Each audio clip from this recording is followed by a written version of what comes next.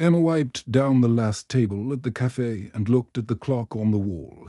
6:30 in the evening meant her second job was finally done for the day.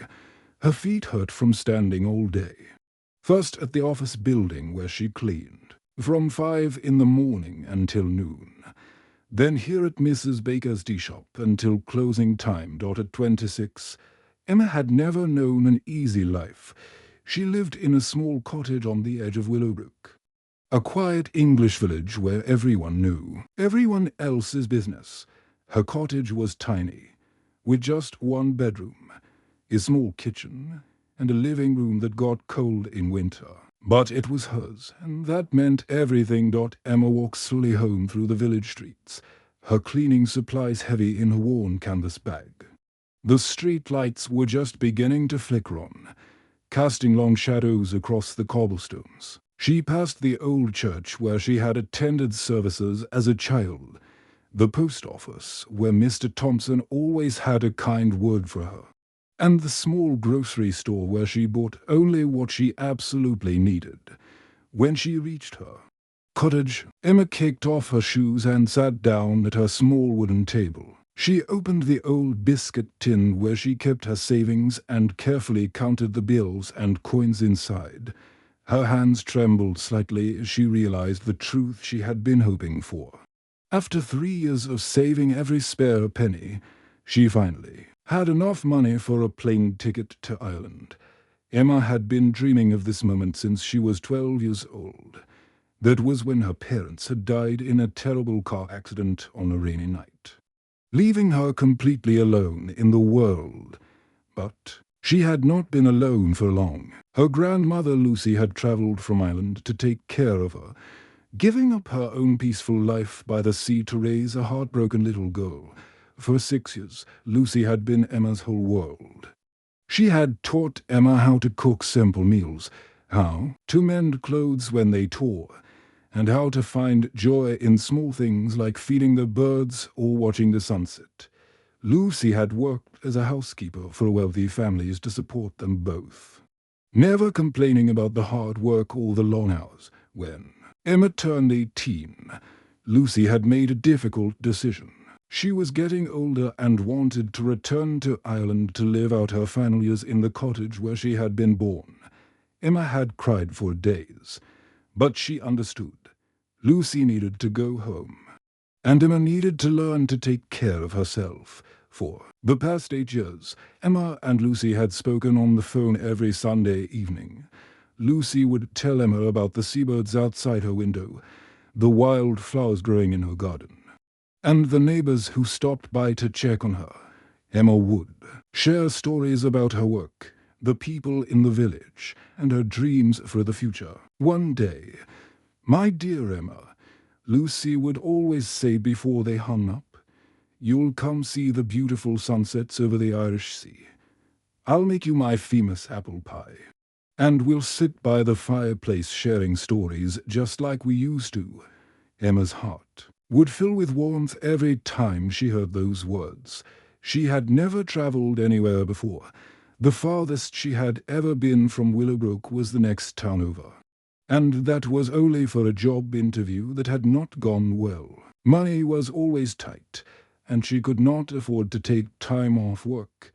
Every penny she earned went toward rent, food, and basic necessities. But this year was different. Emma had been extra careful with her spending, taking on additional cleaning jobs whenever she could find them. She had stopped buying new clothes, eaten simple meals of bread and soup, and walked everywhere instead of taking the bus. Every coin she saved went into the old biscuit tin. Now, sitting in her small kitchen with the money spread out on the table, Emma felt her heart racing with excitement. She opened her laptop, an old machine that took several minutes to start up, and searched for flights to Dublin. When she found one she could afford, she took a deep breath and clicked the purchase button. With shaking hands, Emma watched as her flight details appeared on the screen. In just 2 weeks, she would be on an airplane for the first time in her life. She would fly across the sea to Ireland, where her beloved grandmother was waiting for her. Emma printed her boarding pass on her old printer, holding the paper like it was made of gold. She had no idea that the world of travel had changed completely while she was busy working and saving. New rules, new technology, and new requirements had transformed airports into complicated places that could confuse even experienced travelers. But Emma did not know about any of this. She only knew that she was finally going to see Lucy again. Emma packed her small suitcase with care, including the hand-wear-upon scarf Lucy had sent her for her birthday 2 years ago. She was ready for the adventure of a lifetime. Emma woke up at 4 in the morning on the day of her flight. She had barely slept, her mind racing with excitement and nervousness about her first airplane journey. She had laid out her clothes the night before, choosing her best blue dress, the one she wore to church on special occasions. It was simple but clean, and she had ironed it carefully to make sure she looked respectable for her big adventure. She made herself a cup of tea and ate a piece of toast, though her stomach was too full of butterflies to eat much. Emma checked her small suitcase one more time, making sure she had her passport, her printed boarding pass, and the hand-wear-upon scarf from Lucy. She had read online that she should arrive at the airport 3 hours early for international flights, so she planned to catch the early bus to Manchester. The bus ride to Manchester Airport took 2 hours, and Emma spent the entire journey staring out the window at the countryside rolling by. She had never been this far from home before, and everything felt new and exciting. Other passengers on the bus looked relaxed and normal, as if traveling to airports was something they did every day. Emma wished she felt as confident as they looked. When the airport came into view, Emma gasped. It was enormous, much bigger than she had imagined. Glass walls stretched up toward the sky, and she could see airplanes parked outside like giant metal birds. Her heart started beating faster as she realized she was really going to fly in one of those machines. Emma got off the bus and walked through the automatic doors into the airport terminal. The noise hit her immediately. Hundreds of people were walking in all directions, rolling suitcases behind them, talking on phones, and rushing toward different gates. Electronic screens everywhere showed flight information in bright letters. That changed every few seconds. She stood still for a moment, feeling overwhelmed by the chaos around her. Everyone else seemed to know exactly where they were going, but Emma had no idea which direction to walk. She looked round for a signs and eventually found arrows pointing toward the check-in desks. As Emma walked toward the check-in area, she began to notice something strange. Almost everyone round her was holding phones or tablets, and they were all scanning codes and showing digital screens to airport workers. She saw people touching their phones to machines that beeped and flashed green lights. Others were taking photos of documents with their phones and uploading them to apps. Emma looked down at her own phone, an old model that Lucy had given her years ago. It could make calls and send text messages, but it was nothing like the smart devices everyone else was using. She had never downloaded an app in her life and was not even sure how to do it. When she reached the check-in area, Emma joined the queue behind a family with 2 young children. The parents were effortlessly moving through digital check-in processes, their children playing games on tablets while they waited. Emma watched them with growing anxiety, realizing that she had no idea what any of these new procedures meant. Next, called a voice from behind the counter. Emma looked up to see a stern-looking woman in a dark blue uniform. Her name tag read Patricia, and she looked like someone who had been working at the airport for many years. Emma approached the counter with her printed boarding pass and passport in hand, trying to hide her nervousness behind a friendly smile. "Hello," Emma said politely. "I'm traveling to Dublin today." "This is my first time flying." Patricia looked down at Emma's printed boarding pass and immediately frowned. She examined the paper ticket as if it was something from another century. "Where's your digital boarding pass?" she asked in a sharp voice. "And your health verification code? Have you completed your biometric pre-screening?" Emma stared at Patricia blankly. The words meant nothing to her. She had never heard of biometric pre-screening or health verification codes. "I'm sorry, I don't understand," she said quietly. "I have my ticket right here. I bought it online 2 weeks ago." Patricia's frown deepened. "Ma'am, you need to download our airline app, upload your documents, and complete digital verification. These are the new 2025 travel requirements. You should have received an email about this when you booked your flight." Emma's hands began to shake as she held her printed boarding pass. She had never received any email about new requirements. Her old email account was something she rarely checked. And she had not realized that airlines were sending important information that way. "Please," she said, her voice starting to tremble. "I've been saving for years for this trip. My grandmother is waiting for me in Ireland. She's 87 years old." Patricia's expression softened slightly when she heard about the grandmother, but she shook her head with genuine regret. "I'm sorry, but I can't check you in without proper documentation. You'll need to go to the customer service desk over there. They might be able to help you." Emma felt tears welling up in her eyes as she walked away from the counter with her useless paper ticket round her. Other travelers were moving smoothly through the new systems while she stood lost and confused in the middle of the busy airport. She had never felt so alone. Emma found a hard plastic chair near the customer service desk and sat down heavily. Her legs felt weak, and her heart was pounding from the stress of the morning. She looked round at the busy airport terminal, watching people move confidently through the various checkpoints while she sat alone and confused, with trembling fingers. Emma pulled out her old phone and dialed her grandmother's number. She knew Lucy would be worried if she did not hear from her soon. The phone rang several times before Lucy's familiar voice answered. "Hello, dear. Are you on the airplane already?" Lucy asked with excitement in her voice. Emma tried to speak, but the words caught in her throat. She took a deep breath and tried again. "Grandma, I'm still at the airport. There are new rules I didn't know about. I might not be able to come today." There was silence on the other end of the line. Emma could imagine her grandmother sitting in her small cottage kitchen, holding the phone with her arthritic hands, trying to understand what had gone wrong. "Oh, my dear Emma," Lucy said softly. "What kind of rules?" Emma explained about the digital boarding passes, the health verification codes, and the biometric screening that everyone seemed to understand except her.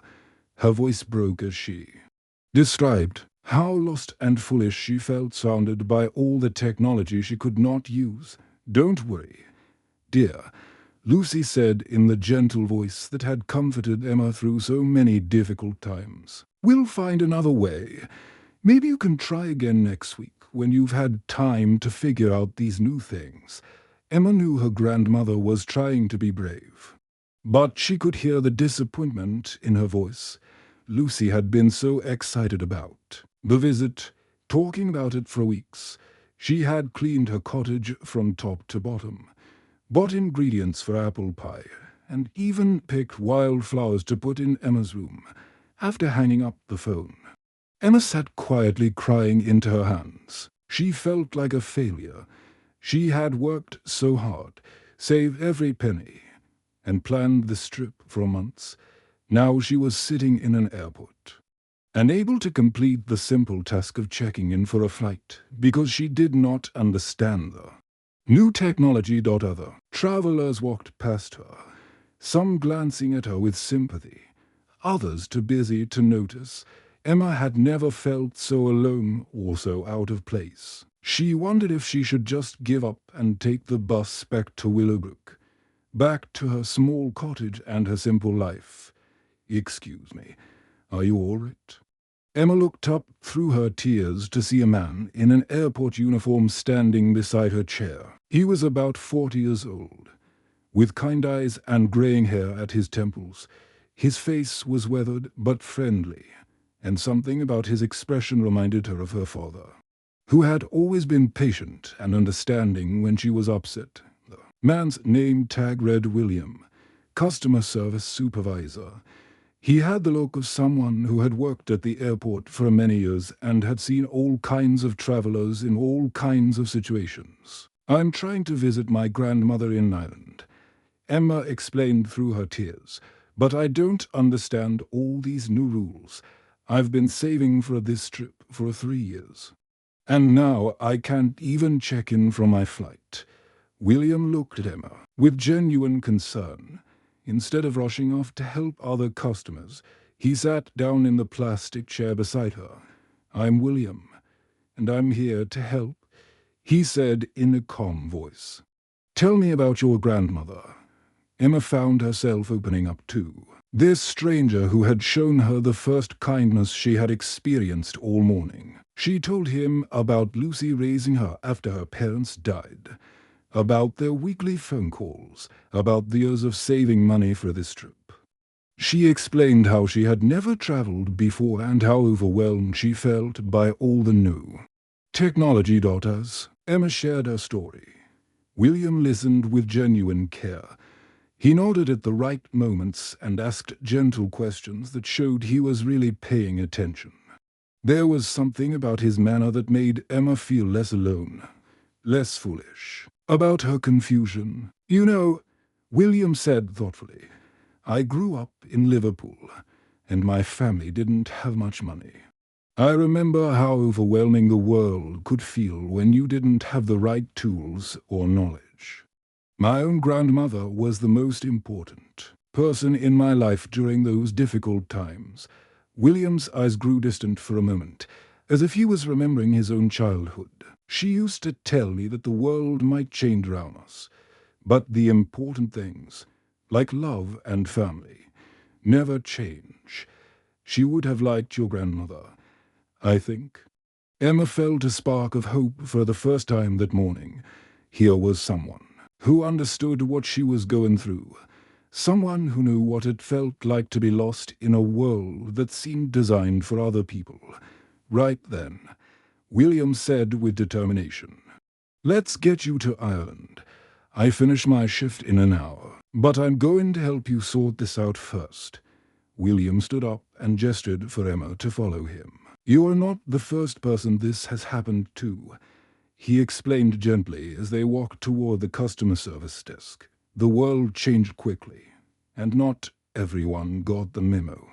But that doesn't mean you should be left behind." William led Emma to a quiet corner of the customer service area where he could help her without the noise and chaos of the main terminal.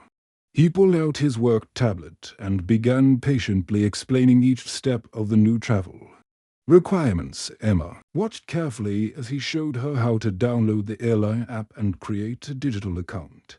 "Now, we need to upload a photo of your passport," William explained, holding up his tablet. "The camera will take a picture, and then the app will read all your information automatically." Emma had never used a camera app before, but William guided her through each step. When the passport photo was successfully uploaded, Emma felt a small surge of pride. She was learning something completely new, and it was not as impossible as she had feared. As they worked together, other airport workers began to notice what was happening. Margaret, a cheerful woman with silver hair who worked at the information desk, approached them carrying a steaming cup of tea and a wrapped sandwich. "You look like you could use some proper food." "Love," Margaret said with a motherly smile that reminded Emma of the kind women in her village. "I've been watching you to work so hard over here. This tea will help calm your nerves." Emma accepted the tea gratefully, wrapping her cold hands round the warm cup. The familiar taste of English breakfast tea made her feel more at home in the strange airport environment. Margaret patted her shoulder gently before returning to her desk. But Emma could see her glancing over occasionally to check on their progress. A few minutes later, Tom, a young security guard with a friendly face, walked over during his break. He had been watching William help Emma and wanted to offer his own assistance. "I couldn't help but notice you're a first-time flyer," Tom said to Emma. "The new screening procedures can be confusing, but once you know what to expect, it's not so scary. When you're ready to go through security, I'll walk you through it, step by step." Tom explained the security process in simple terms, describing how the metal detectors worked and what items needed to be removed from carry-on bags. He spoke slowly and patiently, making sure Emma understood each part of the process. Even other travelers began to notice Emma's situation and offer help. An elderly gentleman named George, who was sitting nearby waiting for his own flight, overheard their conversation and joined the group. "I'm traveling to see my grandchildren in Scotland," George said with a warm smile. "I understand how important family visits are. These new rules are just obstacles, not walls. We'll get you to your grandmother. Don't worry." George shared stories about his own grandchildren, describing how technology had changed the way families stayed in touch. He showed Emma photos on his phone and talked about video calls and text messages. His kindness helped Emma feel less alone in her struggle with the new systems. A businesswoman named Helen, who had been working on her laptop at a nearby table, approached the group with her phone in hand. She traveled frequently for work and had become expert at navigating airport technology. "Here's a trick that might help you," Helen said, showing Emma her phone screen. "Download these apps before your next trip, and you'll be all set. This one helps you track your flight. This one shows you airport maps, and this one translates languages if you need it." Helen spent several minutes showing Emma useful features on different travel apps, explaining how they could make future trips much easier. She even wrote down the names of the most important apps on a piece of paper for Emma to keep. Emma felt overwhelmed, but this time it was with gratitude rather than fear. She had walked into the airport that morning feeling alone and lost, but now she was surrounded by a community of helpers who understood that everyone deserves a chance to reach their dreams. William coordinated everything, making phone calls to the airline to explain Emma's situation and arrange for her to take the next available flight to Dublin.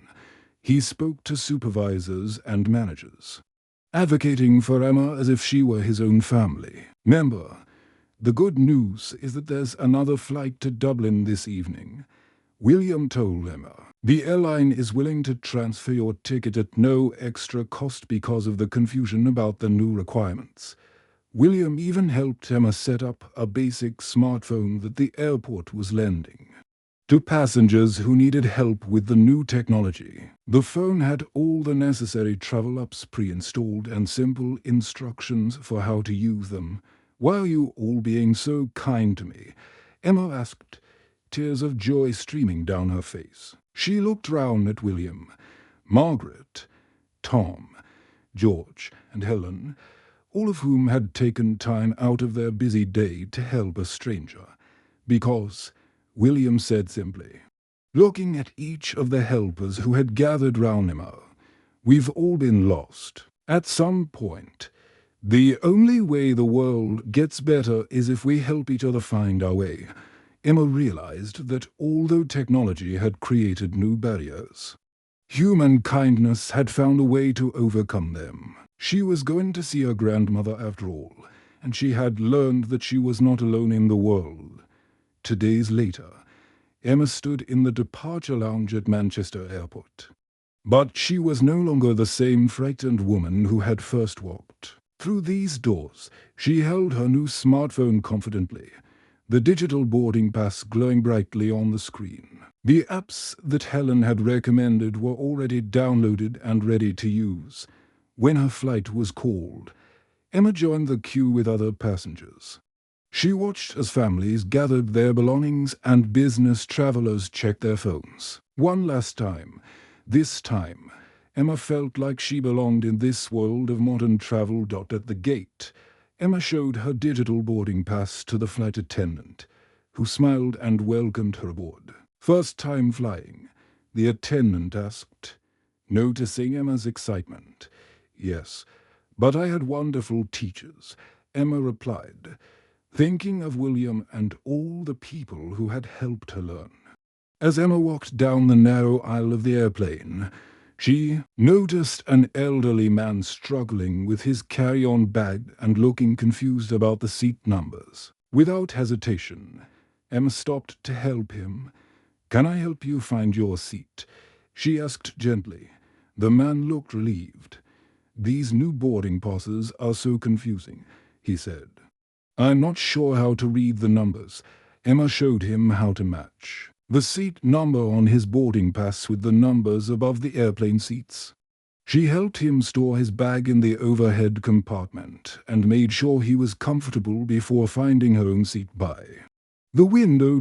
When the plane began to taxi down the runway, Emma felt her heart racing with excitement rather than fear. She pressed her face to the small window and watched the ground fall away below her.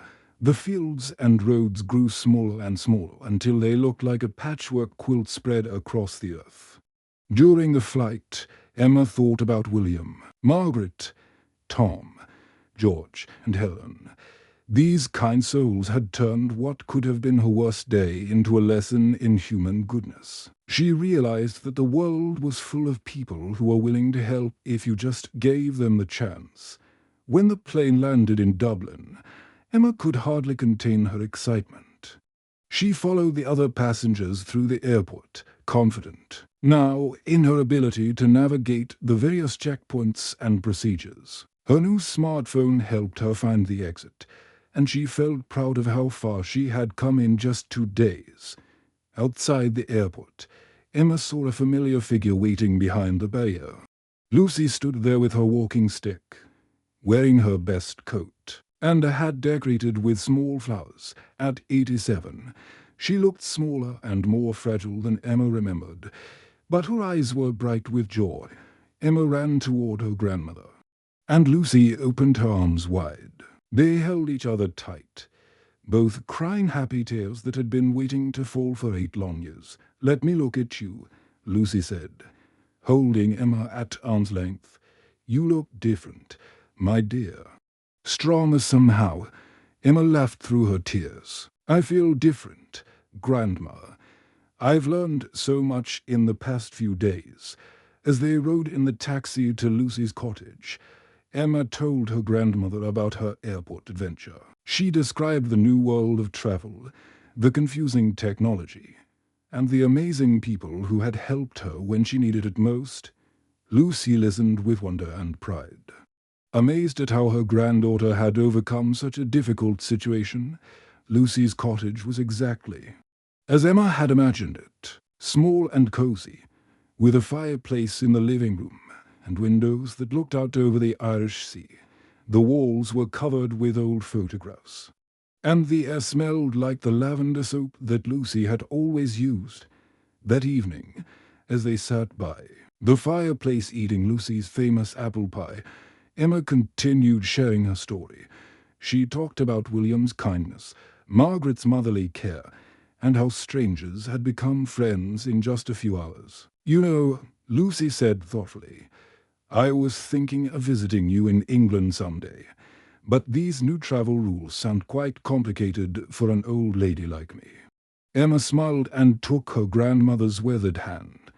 "Don't worry, Grandma. I know exactly how to help you now, and I know some wonderful people at the airport who will take care of you." When Emma returned home to Willowbrook a week later, she felt like she had discovered a new purpose in life.